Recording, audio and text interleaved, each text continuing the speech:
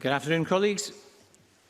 Our first item of business is First Minister's questions, and before we turn to the questions themselves, can I ask the First Minister if she wants to update the Parliament on COVID-19 and public health? Thanks, Presiding Officer. I will give a short update on today's statistics. The total number of positive cases reported yesterday was 1,216. That represents 7.6% of all tests reported yesterday. The total number of cases, therefore, now stands at 69,660. 481 of the new cases are in Greater Glasgow and Clyde, 236 are in Lanarkshire, 128 in Lothian, 80 are in Tayside and 80 in Ayrshire and Arran. The remaining cases are spread across the other mainland health board areas. There are 1,252 people in hospital, which is a decrease of 5 from yesterday, and there are 95 people in intensive care. That's an increase of 1 since yesterday. I also regret to report that in the past 24 hours, 39 deaths have been registered of patients who first tested positive in the previous 28 days. And the total number of deaths under that measurement is now 2,966. And once again, I want to convey my deepest condolences to everyone who has lost a loved one. We will also shortly publish the latest estimate of Scotland's R number. We expect that will show that the R number in Scotland is now hovering around 1. That is clearly progress on the last couple of weeks, but of course we require to continue to exercise caution around that. With some other indicators that does suggest that the tough measures that have been in place in recent weeks and the compliance of the public with those measures is starting to have an effect. But we have to continue to be careful and cautious. We will continue to monitor the latest data closely ahead of the first review of the new level system that will take place next Tuesday. We have seen in other countries, France and Spain, for example, a sharp rise in cases being followed by a flattening of cases, and then that being followed by another rise in cases. So we have to be cautious of that here. As I've been saying this week, it is not enough for us as we head into winter simply to see a levelling off or a slowing down in a rise of cases. And let me be clear, that is what an R number slightly above 1 would deliver. What we want to see going into winter to protect the country, to protect the NHS and to save lives is a reduction in the number of cases, and that will be a factor as we make our decisions in the next few days. Key to all of this, of course, key to giving ourselves the best chance of avoiding further restrictions is for everybody to abide by the rules. That is having an impact, and I would appeal to people to continue to do that. So let me just finish with a reminder of the rules for people in level 3 areas. They should not travel outside their own local authority area unless essential. People in other parts of Scotland should not travel into level 3 areas, again, unless it is essential. We're asking people also not to travel outside of Scotland right now to other parts of the UK or overseas. None of us should be visiting each other's homes except for purposes such as childcare or looking after a frail or vulnerable person. And when we do meet people from other households, outdoors or in indoor public places, please stick to the limits, no more than 6 people from no more than 2 households. You should work from home if you can, and everybody should remember the rules encapsulated in the facts advice. Wear face coverings, avoid places with crowds of people, clean your hands regularly and surfaces regularly, keep 2 metres distance from people in other households, and self-isolate and get tested if you have any symptoms. Let me thank everybody across Scotland for continuing to abide so closely to all of these rules. Thank you. Now we're going to turn to First Minister's questions. I would just remind people we'll take the supplementaries after the last question, question 8, but press your button early if you can. And I call question 1, Ruth Davison. Thank you, Presiding Officer. We have a significant number of cases, we have a shortage of beds, and we have significant staff shortages because of illness and staff isolating. That's the warning that was delivered this week by Professor Jackie Taylor, the President of the Royal College of Physicians and Surgeons of Glasgow, who, alongside the Presidents of the Royal College of Physicians of Edinburgh and the Royal College of Surgeons of Edinburgh, has spoken out about what they describe as an impending winter storm for our NHS. And they've delivered their warning just days after the Scottish Government published its winter preparedness plan. So can I ask the First Minister, how many beds are we short? How many staff are we short because of illness and isolating? And why is it that just a week after that preparedness plan was published, senior medics are already sounding the alarm? First Minister. Can I first of all say that we listen very carefully to the Royal Colleges and we liaise very carefully with the Royal Colleges. That will be true of the Health Secretary, the Chief Medical Officer and others within the Scottish Government. We are not short right now of beds or staff, but we do face a very, very challenging winter. That is true of Scotland, it is true of England, Wales, Northern Ireland and indeed much of Europe and the world. And that is exactly why I am asking people to continue to exercise the utmost caution as we try to ensure that cases of COVID do not rise and that the rise does not accelerate, but that we continue to firstly stabilise the situation and then see cases go into decline. That's why we monitor the data so carefully. The positive news, and I say this with all of those warnings about no room at all for complacency, is that in the last week we have seen in terms of hospital admissions and admissions to ICU from COVID be slightly lower than they were in the previous week. So that is one of the indicators that is giving us very tentative and very cautious grounds for optimism at the moment. But there is no room for complacency, and that is why all of us should continue to abide by the rules and ask people across Scotland to abide by the rules. And it is why we will consider very carefully whether we need to take any further steps either next week as we review the allocation of levels or indeed in the weeks after that. And that is driven by our desire to save lives and stop people becoming ill with COVID and to stop the damage that would do to our economy. But it is driven also by that central and driving objective of the need to protect our National Health Service. Ruth Davison. If, as the First Minister says, we're not short of beds or staff, why would Professor Taylor directly state it? And it's not just the joint presidents of the Royal Colleges. This week, we've also heard concerns from clinicians at Glasgow's Royal Infirmary. In a joint letter to Health Board Management, they said that the Victorian Hospital was unsuitable for preventing the spread of the virus. Their intervention came following a GRI patient thought to have caught COVID and died after being placed on a ward with patients who had tested positive. The patient's son believes that his dad's death could have been avoided. Given what we know about the spread of COVID in confined spaces such as wards, can the First Minister set out exactly what her government is doing to prevent any mixing of non-COVID patients with those who are known to be infected? First Minister. We have a system in our hospitals of red zones and green zones, so patients are streamed depending on their status associated with COVID. We are also working hard to ensure that the capacity of our National Health Service is managed in a way that can cope with whatever COVID throws at us over the winter, and also, as far as possible, continue to treat without cancellation of elective or planned operations the interventions for people who don't have COVID.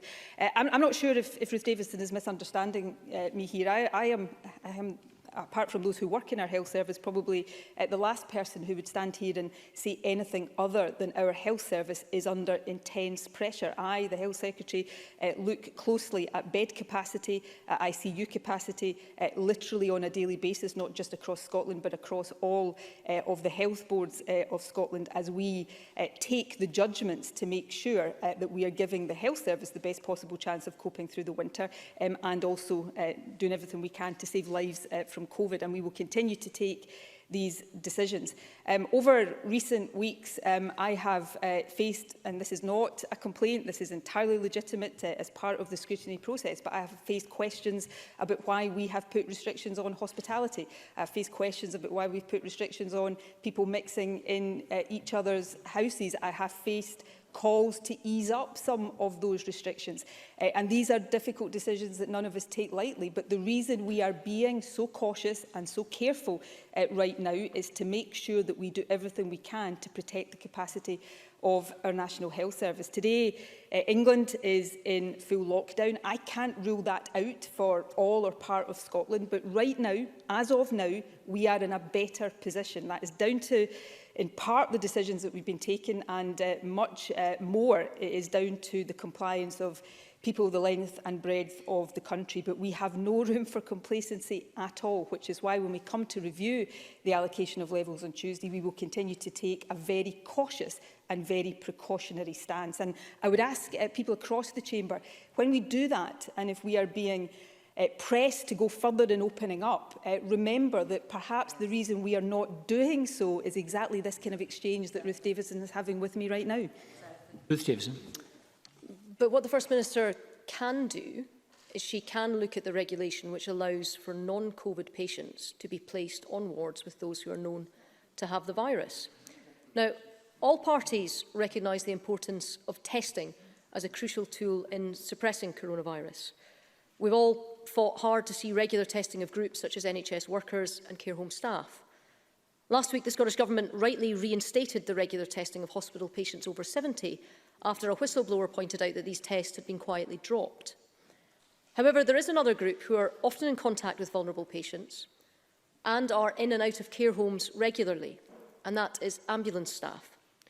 3 weeks ago, the First Minister received the same correspondence as I did from a concerned paramedic, highlighting the high risk of spreading the infection and asking for regular testing of Scottish Ambulance Service personnel. I know the First Minister will have responded to the paramedic, as I have, and I ask what action she has taken and whether regular ambulance crew tests have now been initiated. First Minister. Can I, first of all, before I come on to the issue of testing and particularly the issue of testing ambulance workers, can I just complete some of the points that Ruth Davidson asked earlier on before we move on. Firstly, it is absolutely the case that we expect hospitals to separate COVID and non-COVID patients along the red and the green zone plan that I've spoken about. We obviously expect and trust those working in our health service to manage demand and capacity in a way that is clinically appropriate. Of course, in terms of capacity, while we are looking very carefully at capacity on a daily basis, we also have, because we made sure we had this contingency earlier in the year, the ability, should it be required, to use the NHS Louisa Jordan for COVID capacity. It's currently helping with non-COVID procedures and consultations on the NHS. Secondly, on the issue of testing over 70s, Ruth Davidson is not being entirely accurate on the position. We never stopped testing of over 70s when they are admitted to hospitals. The change is around testing over 70s on a regular basis, doing it every few days. There was a sense that that was not the most effective thing to do, and that also for older people that can be very invasive. So the regular testing, I think it was every 4 days previously, is now down to clinical judgment and if that is considered appropriate. But the testing of every over 70 when admitted to hospital never changed, and I think it is important to stress that.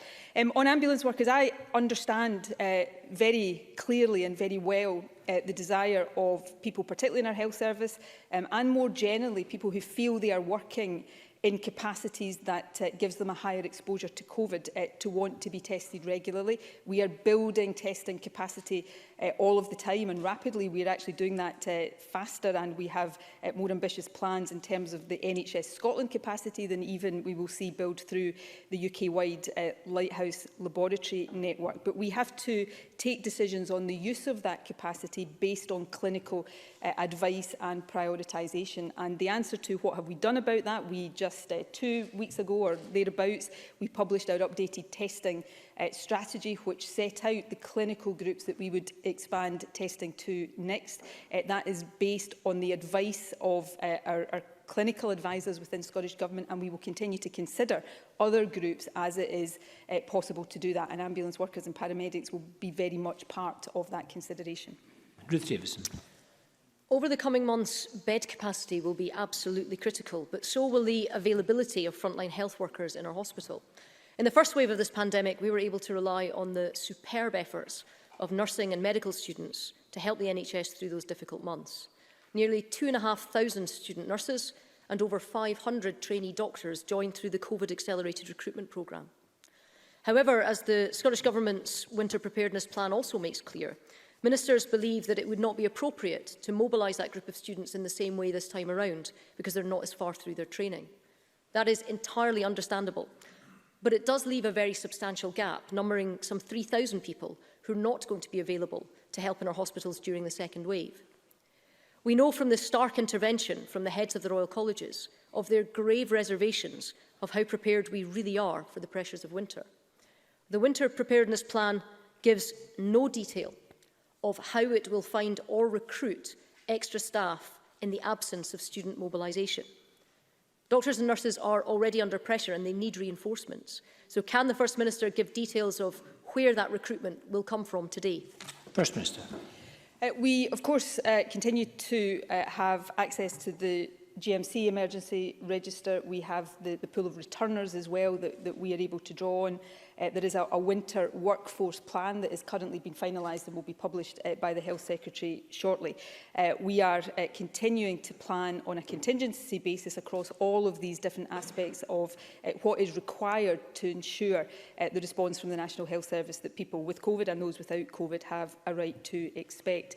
I am, given what I and other ministers are dealing with on a daily basis right now, I am never going to stand here and minimise or underplay the severity of the challenge we face over the winter months. I am extremely concerned about that, and I don't think there will be anybody in my position in any country across Europe who is not similarly concerned, and I don't have any shred of complacency about it. But what I do know is that because of the decisions that we have taken, that this Parliament has collectively been part of in recent weeks, and primarily because of the compliance and the sacrifices of people across the country, we are in a relatively, and I stress that word, we are in a relatively better position as we go into winter than, and I don't mean this as in any pejorative sense, than some other parts of the UK and indeed other countries across Europe. That could change very quickly, and I absolutely recognise that, but we are planning, we are taking careful decisions, we are looking across all of these things every single day. I take my full responsibility for that as we go through the winter, but I would make this point again to people across the country. If we are to get through this winter, keeping COVID under control and therefore protecting the NHS from that winter pressure, there are always other winter pressures that confront our National Health Service, it means each and every one of us has to continue to comply with the restrictions in place. The evidence right now is that that is having a positive impact, and that should give all of us some cautious hope at this stage. But we will only see that progress continue if all of us continue to abide, and that is my appeal, and it is delivered with a lot of gratitude to people across Scotland as we go into this next phase of COVID and indeed go into the winter. Thank you. Question 2, Richard Leonard. Thank you, Presiding Officer. We are now firmly in the second wave of COVID-19, and with that comes a second wave of pressure. So let me go back to what Professor Jackie Taylor of the Royal Colleges of Physicians and Surgeons told the BBC this week. She said that the NHS was facing, and I quote her, a perfect storm. She said that the rising number of cases, the lack of hospital beds and significant staff shortages posed huge challenges for frontline staff, especially as we approach winter. But this is a storm that has been brewing for some time. Long waits and limited capacity were already the reality for thousands of patients. Workforce shortages were already having a profound impact on staff and their workloads long before the pandemic. So what action is the First Minister going to take in the National Health Service in response to these stark warnings from the frontline staff in our National Health Service? First Minister. We act, I don't need to minimise the challenge at all. I hope people listening to me, not just here just now, but almost every day for the past 7 months would, whatever they think about the decisions I'm taking, would not in any way get the sense that I am underplaying the severity of the challenge we face. I know the severity of the challenge we face, and of course nobody knows that more than those working on the front line of our National Health Service. Going into COVID, our National Health Service faced pressures, but we have the record numbers of staffing in our health service, more staff per head of population than other parts of the UK. That does not take away the pressures. Through COVID, we have worked with health boards to ensure that we have plans in place to deal with the pressures of COVID in terms of acute capacity. For example, that means the ability to repurpose approximately 3,000 acute beds nationally as part of our contingency planning. It includes the ability to firstly double ICU capacity within 1 week, treble it within 2 weeks, and if required, take ICU capacity to over 700 beds. There are mutual aid arrangements in place between NHS boards to ensure enough capacity to deal with peak levels of demand. And when we have a situation, as we do just now, where we have parts of the country with relatively higher prevalence of COVID than other parts of the country, it may well be that those mutual aid arrangements become important. And in addition, as I said earlier on, we have the NHS Louisa Jordan standing ready to help if demand from COVID necessitates that. So these are the plans we have put in place and will continue to ensure are in place, but nobody should be under any doubt, not just here in Scotland, but globally as we go into this winter, we face acute challenges, challenges that may be greater than any of us have ever lived through, because we are living through a global pandemic. And that means governments have a responsibility, and I and the government take that responsibility very, very seriously indeed. But it means every single one of us.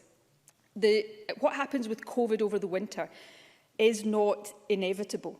It may be inescapable, but it is not inevitable, because each of us have the ability over these next few weeks to try to limit the spread of COVID. And in doing that, we will limit and decrease the pressure on our National Health Service. All of us across this chamber, all of us across the country care deeply about our National Health Service and all who work in our National Health Service. This is a time like never before that in our everyday behaviour, all of us have to put that into practice and behave in a way that will protect that National Health Service. Richard Leonard. Thank you. We just simply want the First Minister to listen to the views coming from those staff on the front line of our National Health Service, because the NHS staff have risen to the challenge of this pandemic, and we cannot ignore the toll that the COVID-19 pandemic has had on them. Recent Freedom of Information inquiries by Scottish Labour reveal that in the first wave of COVID, over a third of all NHS staff absences were caused by stress and poor mental health. And COVID is just the tip of the iceberg. Mental health-related absences have been rising every year for the last 3 years. This week is International Stress Awareness Week. So what action is the government taking to ensure that the second wave of the pandemic does not bring a second wave of stress and anxiety for NHS workers? First Minister. Well, firstly, I'm going to treat those who work in our NHS and in social care with the respect I think all of us agree they deserve. I'm not going to stand here and pretend to anybody in our NHS or across the country generally that the second wave of a global pandemic will not bring stress and anxiety. It will bring stress and anxiety to all of us, and it will particularly bring that to people working in our National Health Service. I am by no means alone when I say this, and I've said it before. My own sister works in the front line of our National Health Service. I've seen over the past few weeks that pressure build on her in the job she does as more COVID patients have been admitted to the hospital she works in. All of us are aware of that, and I, as First Minister, as well as the sister of somebody in this position, worry deeply about it. And I take my responsibility to do whatever we can to help ensure that that is minimised very, very seriously. And that's why we've taken the steps that I've set out. Of course, we, in addition, have our mental health transition and recovery plan as well, to recognise not just the mental health and stress impacts of those working in health and social care, but more generally. I would say to people across the chamber and across the country, people will agree or disagree with decisions I take. That is perfectly understandable. And people will think and question about whether we're doing enough on X, Y or Z issue.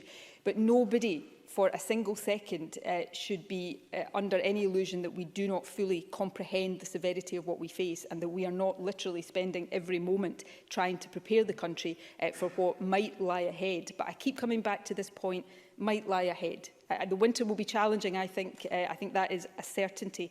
How challenging it will be as a result of COVID comes down to all of us, and that is a point all of us must remember and continue to help communicate to people the length and breadth of the country. Richard Leonard. Thank you, but we should not accept the inevitability of the heightened stress that staff will face any more than we should accept the inevitability of the spread of the pandemic rising. So, First Minister, NHS workers are demonstrating outside Parliament today for fair pay. They deserve more than the First Minister's gratitude and applause. Last night, Wilma Brown, a Unison NHS representative in Fife, told a meeting that I took part in, and I quote her, that all staff are vital to keep the NHS running, that there has been no let-up, but everything is a fight. NHS workers like Wilma want to prioritise the fight on COVID, but the government is making them fight to prove their own worth. First Minister, this year of all years, your government is only prepared to talk about NHS pay when it is tied to reforms, to cuts to other terms and conditions of employment. That is the Cabinet Secretary for Health's view, that pay and reform go hand in hand. Is that the First Minister's view, or will you deliver fair pay for our NHS workers? No ifs, no buts, no strings. First Minister. We are absolutely committed to delivering a fair pay deal for staff in the next financial year. And fairness in this context will mean something different, I think, to what it would mean pre-COVID. So I am absolutely committed to that. But I'm also committed to doing it, which I would have thought a trade unionist would be too, to doing that through negotiation with health service unions. We have a negotiation that is underway. Talks are actively underway with all parties through the Scottish Terms and Conditions Committee. They've been meeting frequently. They most recently met on the 2nd of November. The STAC Secretariat side representatives include Unison, and I think the Health Secretary will be meeting with them shortly to discuss this. We want actually, if we can, to expedite these negotiations and, if possible, to bring forward the agreed pay settlement so that we can perhaps conclude the matter before the start of the financial year. Of course, NHS Scotland staff going into COVID were and remain the best paid anywhere in the United Kingdom, rightly so. But we all recognise, and I particularly recognise, the debt of gratitude we owe to people in NHS and social care, and we intend that that debt of gratitude is repaid, not just in words, but in practice as well. And can I say finally to Richard Leonard, I don't accept the inevitability of any of this, which is why we are taking the toughest possible decisions right now about restrictions we are asking people to comply with. They're not easy, they're not always popular, but they are necessary if we are to ensure that a COVID wave that overwhelms our NHS over the winter is not inevitable. It's why we took really difficult decisions to put limits on hospitality, so that it is not inevitable that we have that second wave. Can I gently remind Richard Leonard that just a couple of weeks ago he stood up at First Minister's questions and accused me of treating hospitality like Sodom and Gomorrah because of taking those tough decisions. You can't have it both ways. You can't ask for us to take the action that makes sure a second wave of COVID is not inevitable and then criticise those actions when we take them.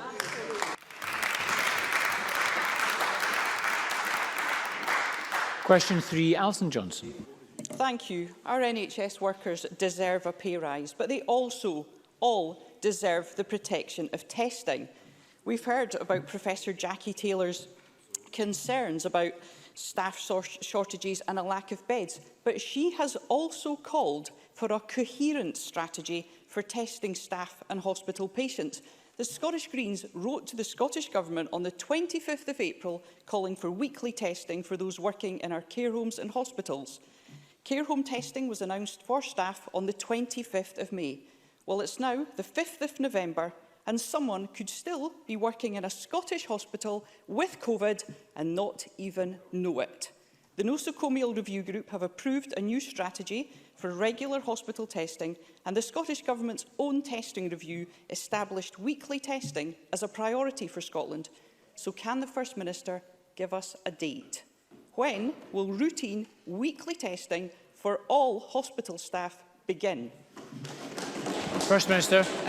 We already test groups of hospital and healthcare staff, so all Asymptomatic healthcare staff are already tested for COVID where there is an outbreak in a previously COVID-free ward. Previously in the summer, that was extended to include staff working in the highest risk areas, specialist oncology wards, long-term care of the elderly wards and long-term care, long-term psychiatry wards. Healthcare workers are already also offered testing if they are working on non-COVID wards where there is a cluster, and local infection prevention and control teams are also advised to consider testing staff when a single unexpected case of COVID is identified in a ward. And we continue to move forward with the recommendations and the priorities set out in our testing strategy, which will extend routine testing in the NHS as it will do across social care. We have to do that in line with building up the capacity to do that. As we've set out before, the top priority for our testing capacity right now is people with symptoms, because that is how we best break chains of transmission. Beyond that, the priority we have set, and this has been happening for some time now, is weekly testing of staff working in care homes, given the vulnerability of care homes. I've already talked about the groups of NHS staff that are already tested, and as we build the capacity between now and the end of the year, that will progressively build up to include more groups of staff in the health service, and we will continue to keep Parliament updated on that progress. Alison Johnson. The City of Liverpool is seeking to test all who live there. Slovakia is testing its entire population, but we are still not committed to testing everyone who works in our hospitals, where there are many vulnerable people. I understand that the Chancellor of the Exchequer has just announced that the furlough scheme is to be extended until March. Now, it's absolutely vital that he confirms that no worker will be forced to live below the minimum wage. Greens, unions and others have been calling for this for months, and it is welcome, but for many it comes too late. The UK Government's hard deadline on Saturday meant that thousands of people lost their jobs before the PM's last-minute U-turn. So can I ask what engagement the Scottish Government is having with businesses to enable and support them to rehire and furlough staff who have been let go at this very challenging time? First Minister.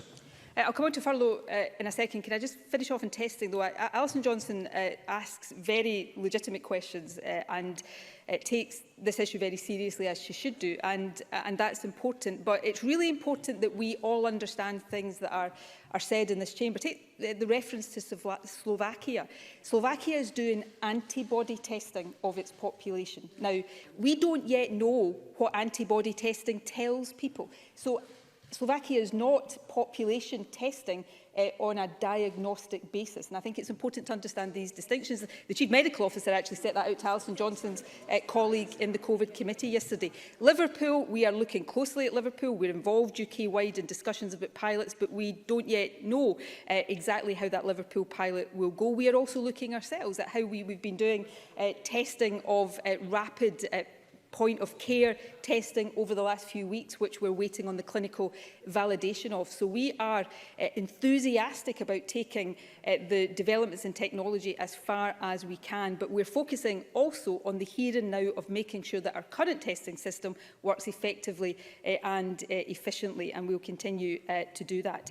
On furlough, I haven't had the opportunity to see the detail of the Chancellor's announcement. I hope it's an announcement that we'll be able to unreservedly welcome, and certainly if it is about extension of furlough on 80% terms, then we will do so. The acid test on this will be whether somebody, whether in Scotland, England, Wales or Northern Ireland, who is on 80% furlough now, just because England is in a full national lockdown, will continue to be on 80% furlough once England is out of a full national lockdown. That will be the acid test and the detail that I am looking for.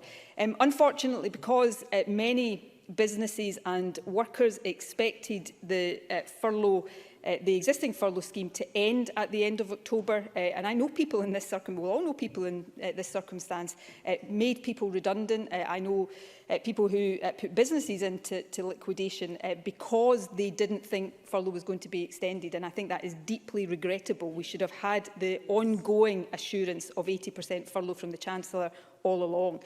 We will work with trade unions, workers, businesses, to try to help as much as we can everybody who is eligible for furlough on the terms that I hope now is being extended on, to access that as effectively as they possibly can. Question for Willie Rennie.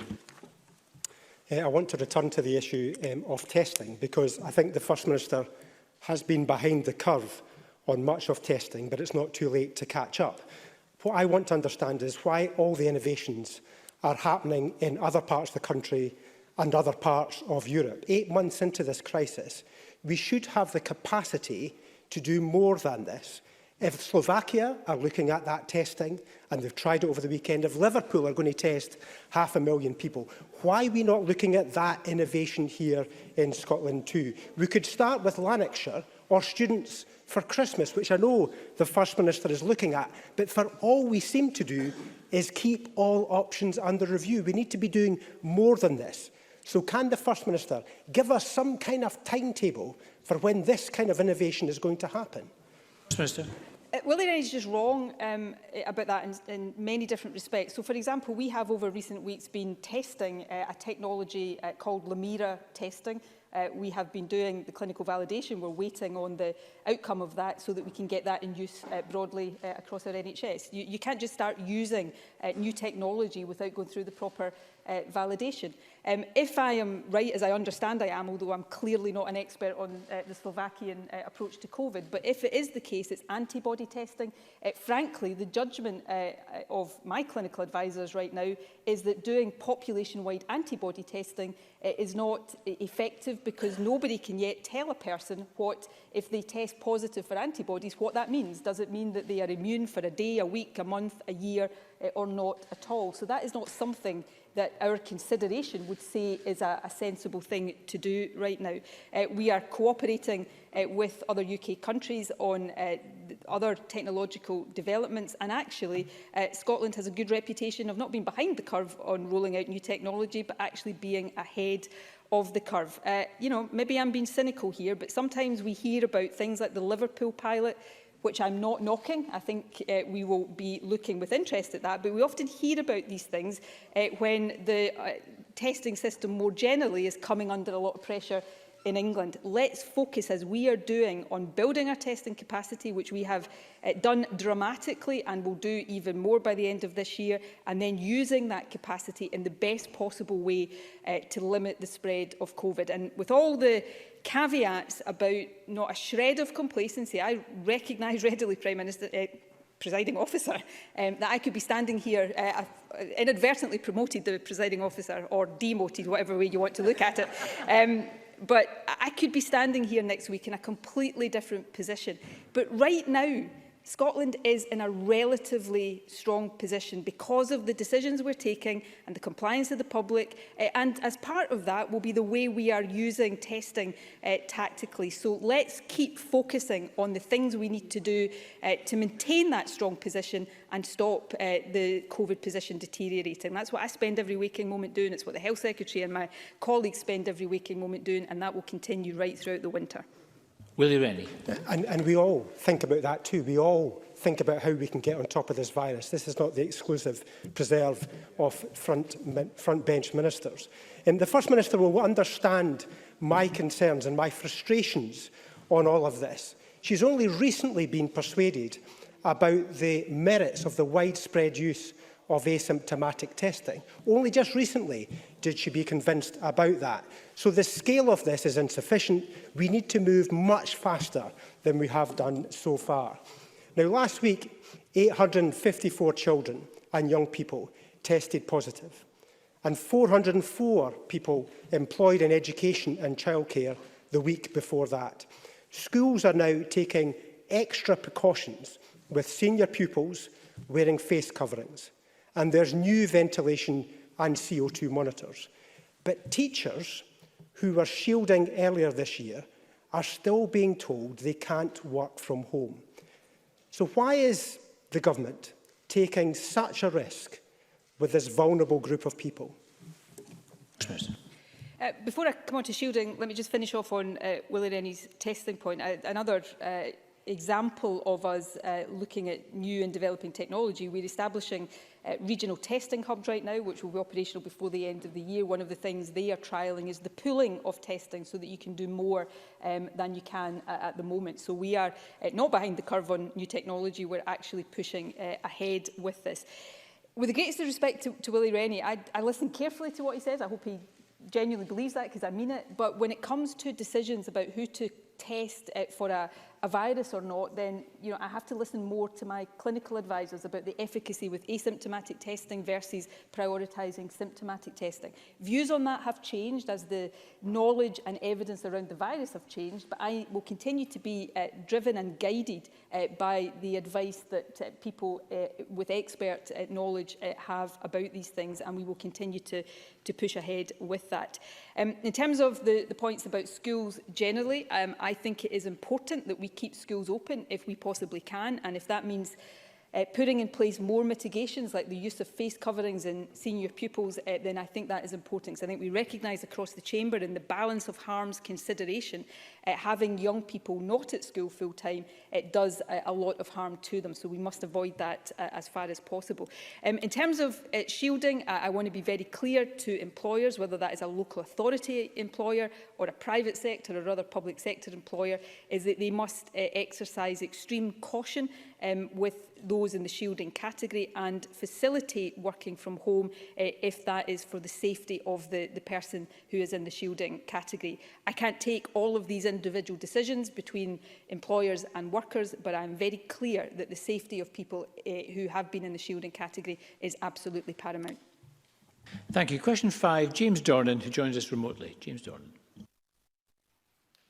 To ask the First Minister, what additional support has the Scottish Government made available for mental health services to help cope with the long-term effects that lockdown and ongoing restrictions have had on people's mental health well-being? First Minister. Well, as a government, we strive to find the best possible balance between our responsibility to protect lives and, of course, mitigating the other harmful impacts of the measures needed, and that includes impact on mental health. Our Mental Health Transition and Recovery Plan outlines our response to the mental health impacts of COVID and includes the actions we're currently taking forward. On Monday, the Health Secretary announced funding of £50 million to respond to children and young people's mental health issues. We've also significantly invested in additional support, including more than £1 billion for NHS boards and integration authorities to meet the costs of responding to the pandemic. Funding for additional mental health costs is included within that, and we expect it to be used to meet these pressures. Additionally, we've provided dedicated funding to provide additional telephone and online support services. Some of this funding was to expand the work of the NHS 24 Mental Health Hub and the Breathing Space Helpline. Dornan. Thank you very much, First Minister. But could you tell me if there's any specific actions being taken to balance the dangers to the mental health of elderly people of a lack of interaction with others, primarily at home, but of course also in care homes or hospital settings, against the ever-present dangers of COVID? First Minister. It is a really important question and one that is always at the forefront of our minds. Restriction around care homes have been amongst the most difficult decisions that have had to be taken through the pandemic. That's why the latest care homes visiting guidance recognises the importance of ensuring that older people are able to maintain connections as safely as possible, and it looks to ease where it is safe to do so restrictions on visiting. Guidance has also been produced to assist care homes with strategies for promoting the well-being of residents and to provide advice on therapeutic interventions to help manage increased stress and distress for residents resulting from any COVID restrictions. Question number 5, Jamie Green. Thank you. To ask the First Minister what advice has been offered to local authorities regarding which measurements would trigger a move through the new tiered system of COVID-19 restrictions. First Minister. The new strategic framework in supporting assessment set out the criteria used to determine the allocation of levels, including the indicators that are used to inform these decisions. The framework also makes clear our commitment to engage with local authority partners prior to making decisions. We recognise their support is vital to the success of this approach, and of course we rely on them to implement and oversee the measures.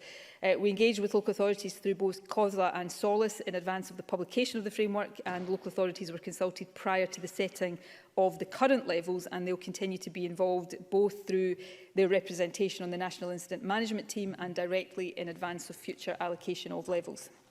Jamie Green. Can I thank the First Minister for that response?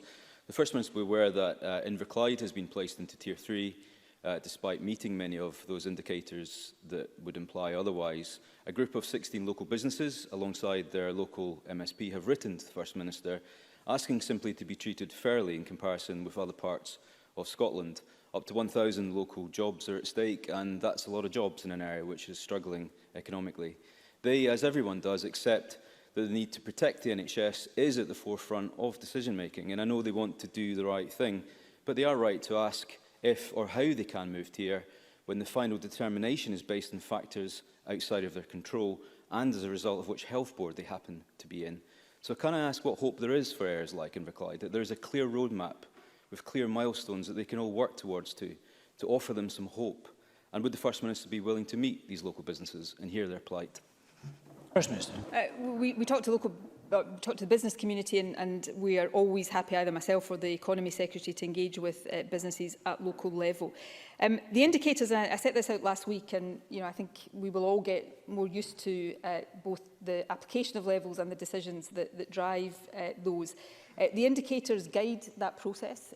This is not a simple algorithm of feeding certain data into a computer and getting the answer out. We have to apply judgment. And unfortunately, wherever you live in Scotland, you are reliant on certain hospitals, and therefore the issue of Inverclyde and its place within the Greater Glasgow and Clyde health framework is not incidental, because pressure on Glasgow hospitals would mean that if we eased up in Inverclyde to the point where even there was a slight increase in demand for those services, then that could be difficult for people in Inverclyde as well as the whole network. So these decisions are carefully balanced. We also have to look not just at where a particular local authority is in the indicators, but also what their direction of travel is and how sustainable we feel their position is. And over the last couple of days, and obviously we will be looking at this very carefully, we've actually been seeing an increase in cases in Inverclyde, which would perhaps suggest that the decision not to put them down to a lower level was the right one. What we've got to remember here, two things briefly, Presiding Officer.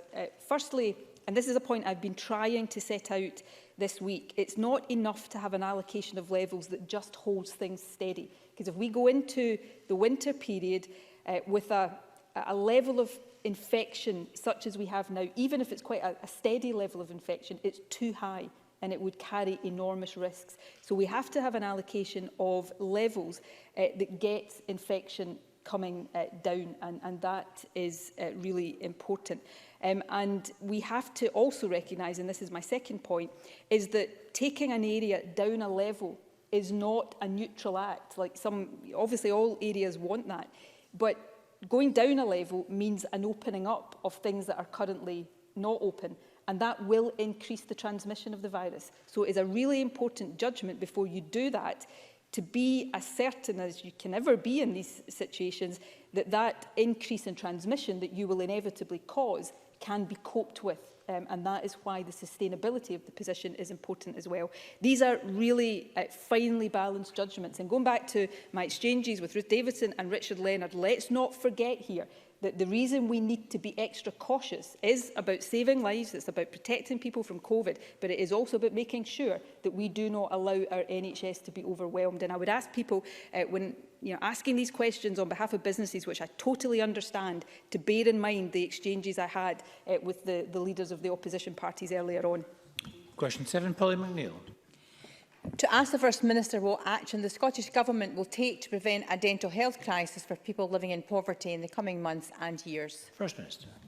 Good oral health is essential for people's general health and well-being, and we're absolutely committed to making sure that that is a priority as we go through the pandemic. We're working to resume the wide range of improvement programmes for children and adults in key priority groups. That includes the Oral Health Community Challenge Fund, Child Smile, Caring for Smiles and Smile for Life. Toothbrushing in nursery and school settings should resume as soon as establishments are able to, with the aim to fully implement that by January. And from the 1st of November, we have seen patients now able to access the full range of NHS care and treatment from dental services, and will continue to support the dental profession as they go through the challenges of this situation. Pauline McNeill.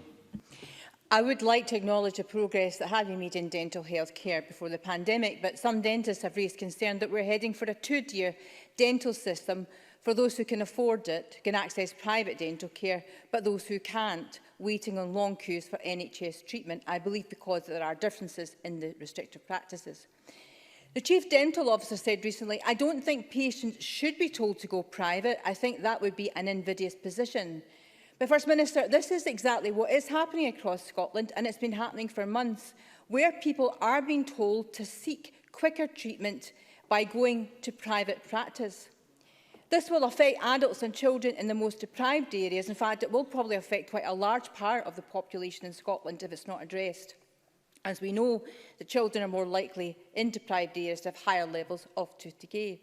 So as the First Minister, if she will consider an urgent dental plan going forward to prevent a two-tier system developing, but also to assess what government support NHS dentists might need, as many have struggled to survive through the pandemic. First Minister. Yes, we will continue to consider all of these issues, and the Chief Dental Officer will certainly be doing that. We've increased the range of dental treatments available within the NHS with each phase of remobilisation. We've made that possible by the provision of appropriate PPE to NHS dental contractors at no financial cost to them. We've also been working to understand in greater detail the risk of transmission in dental settings. But I would make a key point here that from the 1st of this month, so just a few days ago, we have had a position where NHS dental services are able to provide a full range of treatment options to all NHS patients within NHS dental practices. We know there will be a backlog of cases which will have an effect on waiting times, and we have to continue to work to address that. But we will do that. We will do that with dentists, and we will do that as effectively as we possibly can. Thank you. Question 8, Rachel Hamilton. To ask the First Minister what guidance the Scottish Government has issued for marking Remembrance Sunday. First Minister. Well, we've sought to work closely with local authorities and third sector partners to ensure that they have the most up-to-date COVID guidance and help them understand any impact this has on remembrance events. Updated advice was issued to all local authorities last week, advising that no outdoor events or gatherings are permitted in areas placed in levels 2, 3 or 4 under the strategic framework. Services at places of worship can proceed at all levels, although of course there are restrictions on numbers of attendees. These decisions are not easy, but of course we must prioritise suppressing the virus to save lives. We would of course encourage everyone who wants to pay their respects to do so safely in other ways, and I take the opportunity to encourage people, if they can, across the country to join the 2-minute silence on Sunday at 11 AM from their own doorsteps, as we collectively as a nation convey our respect and appreciation. I will lay a wreath on Sunday on behalf of the nation at the Scottish National War Memorial at Edinburgh Castle, and I'll be deeply privileged to do so. Rachel Hamilton. I thank the First Minister for that answer. Presiding Officer, members across the Chamber will share my disappointment that commemorations this year are being scaled back, but understandably to prevent the spread of coronavirus. Despite the pandemic, we must commemorate the valour of our veterans and remember those, including family and friends, who paid the ultimate sacrifice to fight the freedom for our country and indeed across the world.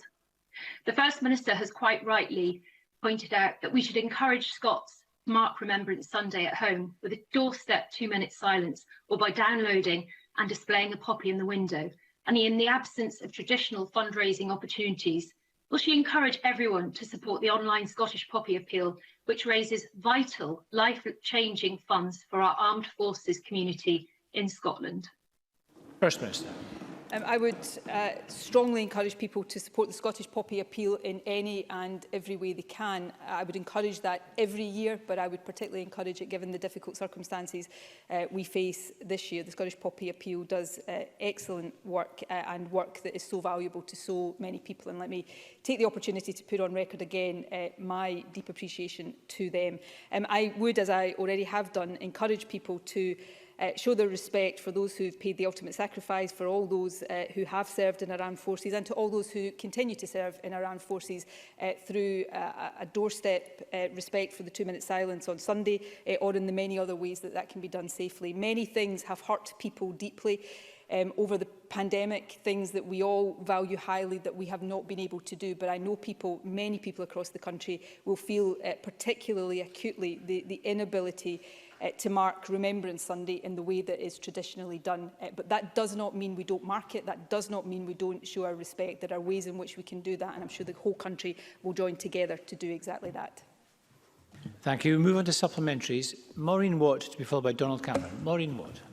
Thank you, Presiding Officer. To ask the First Minister what discussions the Scottish Government has had with the oil and gas industry regarding the provision of COVID testing for workers prior to travelling to oilfield installations and when returning back on shore.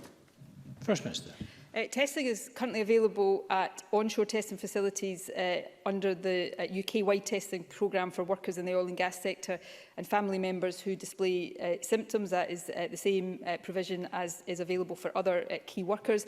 The current test for COVID is highly effective at detecting the virus in individuals with symptoms, but less effective, not completely ineffective, but less effective for asymptomatic individuals. There are obviously other areas where we carry out more routine asymptomatic testing where the evidence tells us to do so. In addition, I know that the Chief Medical Officer met with Oil and Gas UK in August to understand directly the sector's asked for asymptomatic testing and how this could support them through the oncoming winter period, and we will continue to engage with them. Donald Cameron to be followed by Monica Lennon. Donald Cameron. In light of last night's vote by Parliament to set up an immediate public inquiry into the tragedy of deaths in our care homes during the pandemic, can the First Minister outline what steps the Scottish Government is now taking to set up such an inquiry in order to respect the will of Parliament? First Minister. We've long been clear that we would be instigating a public inquiry into all aspects of the response to an impact of COVID, and that includes care homes. Of course, we take note of the views of Parliament, and because of that, this morning the Health Secretary has written to counterparts in the Northern Irish, Welsh and UK governments to seek early discussions on whether and how such an inquiry could be established on a Four Nations basis. And the Health Secretary will also be inviting opposition spokespeople for discussions next week to discuss the next steps in establishing any inquiry. So we intend to take that forward.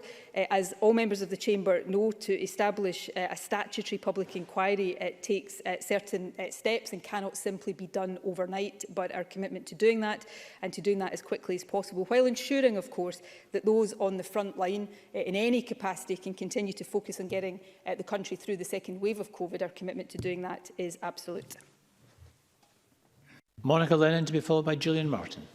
Thank you, Presiding Officer. Can I add my solidarity to Unison NHS Lothian members who are demonstrating outside Parliament today on behalf of their colleagues from right across Scotland? Their message is clear: clapping is cheap, broken promises are an insult. So when will the Government deliver fair pay for our healthcare workers? And speaking of heroes, I want to pay tribute to University Hospital Hariton staff for their brave response to a very serious fire in a COVID ward last week.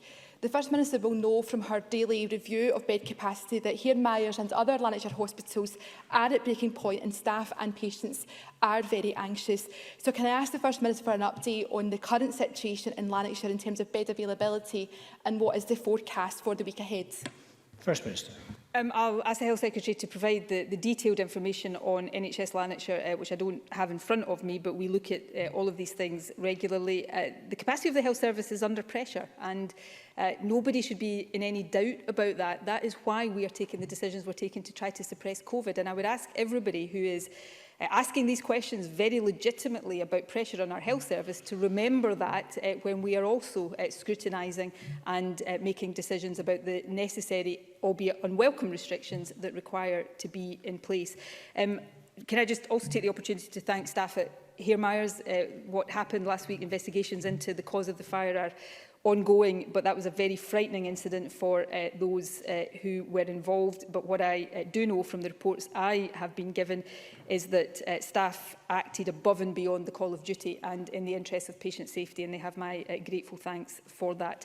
On pay, we are determined to ensure a fair pay increase for NHS staff next year. I've set out the process that is underway, and that process is important. If I was to stand here right now and say what a pay agreement was to be without proper negotiation with trade unions, I am pretty sure that Labour members in particular would criticise me for imposing a pay deal without proper negotiation. So we will negotiate in the proper way, in good faith, because that is the right thing to do, and we will deliver fairness for NHS staff because, as everybody agrees, they deserve it.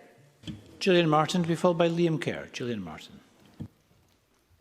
Thank you. I've been contacted by students from North East Scotland College undertaking an HNC in care and administrative practice, which is part of a programme with Robert Gordon University working towards a nursing degree.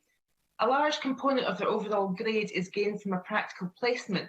These college students have not been given the same COVID-19 insurance as university students, meaning they might not be able to take up their placements.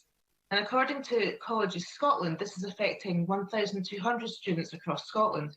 Can the First Minister urgently look into this situation and ensure these students have the necessary insurance, which has already been given to university nursing courses?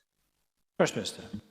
Yes, I am aware of this. It has been drawn to my attention, and the Chief Nursing Officer is urgently looking into that. We want to resolve this situation in a satisfactory way as quickly as possible, and I will ensure that I or the Health Secretary write to Gilan Martin when we've reached a conclusion of that. To be followed by Colin Smith. Liam Kerr. Thank you, Presiding Officer. Recently, various newspapers reported on a COSLA document which contained proposals from Community Justice Scotland to slash community sentence hours, apply a legislative cap on the prison population and increase use of suspended sentences and sentence discounts. Will the First Minister rule out every one of these proposals? First Minister. I always think it is better not to rule out things on criminal justice when invited to do so by the Conservatives, not because they don't often raise very serious and legitimate issues, but because I do think it is important that we have an approach to criminal justice that is focused, yes, on appropriate punishment, but also on prevention and early intervention. And community sentences are an important part of that. Reducing short-term prison sentences are an important part of that, and making sure we have a justice system that is focused on reducing reoffending in the most effective way is, I think, the important thing to do. So we will continue to take forward proposals that we think contribute to that. Colin Smith, to be followed by Alistair Allen. Colin Smith. Thank you, Presiding Officer. First Minister, across Scotland, our taxi drivers are facing financial ruin with business decimated by COVID restrictions. For many, their cab is their office, so they weren't eligible for the Coronavirus Restrictions Fund, which only pays out if you're registered for non-domestic rates. Yet they are viable businesses if they can get through the next few months. We've seen support for rail firms, for ferry firms and for bus companies. So can I ask the First Minister to urgently consider specific support for our forgotten taxi drivers before more of them are forced to join the ranks of Scotland's rising unemployed? Our taxi drivers were there when we needed them at the height of lockdown. They now need their government to be there for them now. First Minister. We have sought to provide as much support to as many groups as possible. I recognise the point about domestic rates and the difficulties that causes for some groups of workers and businesses. So we will continue to look at what more we can do. I will make the obvious point that our resources are finite and we cannot continue to stretch them. That's why our discussions with the UK Government are also a really important part of this. But I recognise the difficulties taxi drivers face, and we will continue to look at what we can do to help them and other groups who are finding this situation so difficult. Alistair Allen, to be followed by Mike Rumbles. Presiding Officer, I understand that the Chancellor has just made an announcement elsewhere about furlough. A week of chaos and confusion from the Tories. They U-turned on abolishing furlough, only apparently to U-turn on whether it would apply to Scotland after the 2nd of December, then to U-turn again when the Treasury said no. And finally, perhaps today, they will have completed yet another U-turn and belatedly conceded that Scotland must have fair access to this scheme. Doesn't all this show, presiding officer, on bonfire night, that Tory credibility on the Scottish economy has gone up in smoke? First Minister.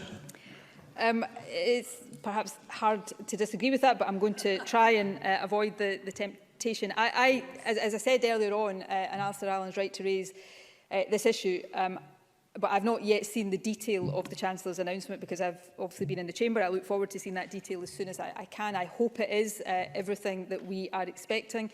As I said, the acid test will be if somebody who is able to get 80% furlough right now while England is in lockdown, will they still get it after the 2nd of December? If the answer to that question is yes, I will certainly warmly welcome that.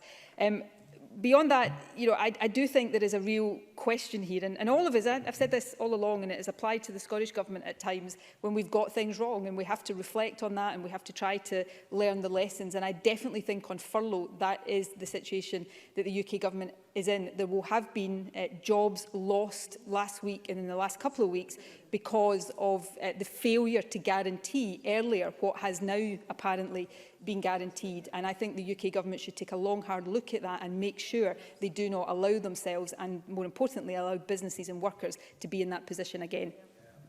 Mike Rumbles, to be followed by Stuart McMillan.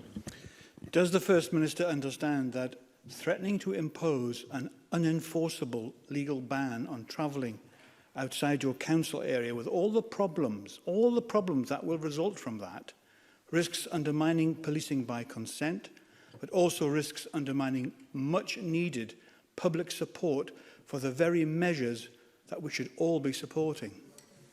Minister. I'm interested in Mike Rumble's views, and I don't know whether or not they reflect the views of his party, but there was a vote in the House of Commons last night on regulations that don't just stop people moving between different parts of England, they stop people leaving their house. And I'm just interested in that because all 4 Scottish Liberal Democrat MPs voted for that English measure in the House of Commons last night. Now, these are serious issues, and I recognise there's a difference of opinion, and actually I think it's really good to air these things. England's in lockdown today. I can't guarantee that we will not, in terms of all our part of Scotland, follow suit at some point. But right now, we're not there. We're in a better position. Partly because we acted earlier with some restrictions and largely because people have complied with those restrictions. But we have to be under no illusions about what it is we are required to do if we are to stay in that better position and hopefully avoid the country going into a similar lockdown to England. Firstly, we have to encourage people to continue to comply. And secondly, and this is hard for everybody, we absolutely must stop the virus spreading from high prevalence areas of the country to low prevalence areas of the country. You cannot have a targeted, proportionate regional approach to COVID restrictions unless you have travel restrictions as part of it. I don't like that. I'm sure not many people across the country like that, but that is the reality of the situation we're living in right now. There are trade-offs in this. If we want to have the greater normality that not being in lockdown gives us, then we must accept the other restrictions that make that possible. And those are the decisions the Scottish Government will continue to take. We'll set them out clearly to people, and even if they're not popular, if they're about keeping the country safe and protecting as much normality as possible, we will not shy away from taking them. Stuart McMillan, to be followed by Margaret Mitchell. Stuart McMillan. Thank you, President Officer. Can the First Minister clarify the rationale why children under 12 are included in the total number of permitted attendees to a wedding, when in all other settings children under 12 are not included in the total? First Minister. Weddings are an exception to the general rule on gatherings, which reflects their importance in people's lives. So the number of people who can attend a wedding is higher than the number of people who are generally allowed to meet in one place, and regrettably at the moment that means that the judgment is that children should be included in the limits at the different protection levels. Otherwise, children from up to 20 households could attend a wedding, and the numbers and the risk of transmission that would result in would be significantly greater. Under the current rules on meeting others inside, children under 12 are excluded from the numbers, but they must belong to one of the households meeting, which reflects the additional risks that arise when mixing inside. The current position takes account of public health advice and is there for the purpose of keeping people safe. I recognise it's one of the most difficult things about this is that it is possible to look at these rules and see inconsistencies, but we have to try to limit the risks of transmission overall, and that is sometimes just about the volume of people meeting together as well as the particular settings they're meeting in. So I would ask people to question these, because it helps us make sure we're getting it as right as possible, but to understand that sometimes these apparent inconsistencies are just the trade-offs that we require to make to have some more freedom, but to do that without increasing to a dangerous level the risks of transmission. Margaret Mitchell. Thank you, Presiding Officer. Last night, the Scottish Government expressed its will that the Scottish Parliament expressed its will that the Scottish Government release all legal advice in relation to the judicial review of its handling of complaints against Alex Salmond. Will the First Minister please confirm that the Government will comply with this instruction, and further confirm on what date the legal advice will be published? First Minister. Well, the Deputy First Minister made clear, I think in a point of order, I wasn't in the chamber last night, that we will now consider the implications of the motion that Parliament passed. But if I was to do what Margaret Mitchell has just asked me to do there, I would be blatantly breaching the ministerial code. And perhaps that's what Margaret Mitchell wants me to do. But let me point out why. Paragraph 2.38 of the ministerial code firstly says ministers must not divulge contents of legal advice. Then at paragraph 2.40, it does recognise that in exceptional circumstances, ministers may decide that the balance of public interest favours disclosure. But if so, ministers must, and I repeat, must obtain the prior consent of law officers. And that consent will only be given if there are compelling reasons. So ministers do have to consider now the vote last night.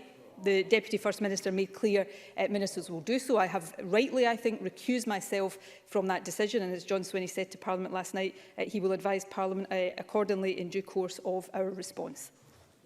Thank you very much, and I've let the session run on for an extra 10 minutes, but I'm afraid we have to conclude there. We're going to suspend and resume at 2:30. Parliament is suspended.